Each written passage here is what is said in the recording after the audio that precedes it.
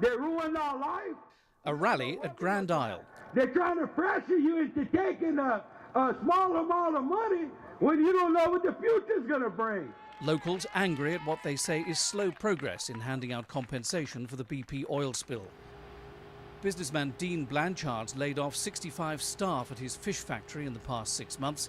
He says the claims process is stacked against him. She's going to try to starve us out and put us in a position where we ain't got no choice but to take a final settlement.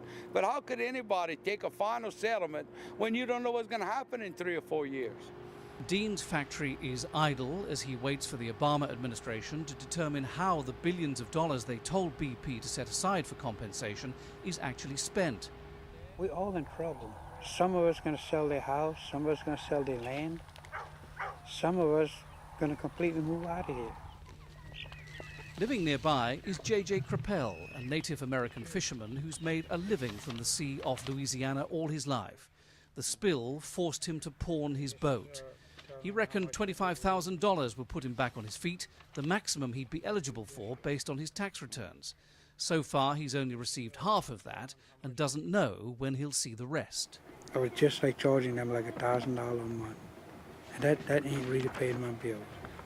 I got rent, I got utility, I got payments that I got to make on my truck.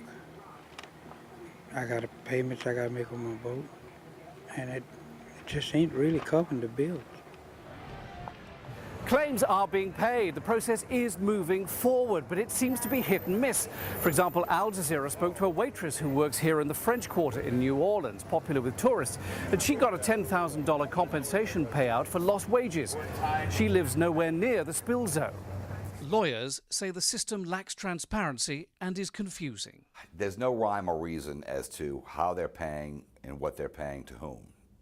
We can't figure it out. And nobody really knows what's going on. Everybody ready to fight for where they live? And that's the point these people are trying to get across. John Terrett, Al Jazeera, Louisiana. As a deadline looms in the BP compensation process, find out why local people are not at all happy about it. I'm John Terrett in New Orleans, where a deadline is looming in the BP compensation process. Many local people are angry and upset about it.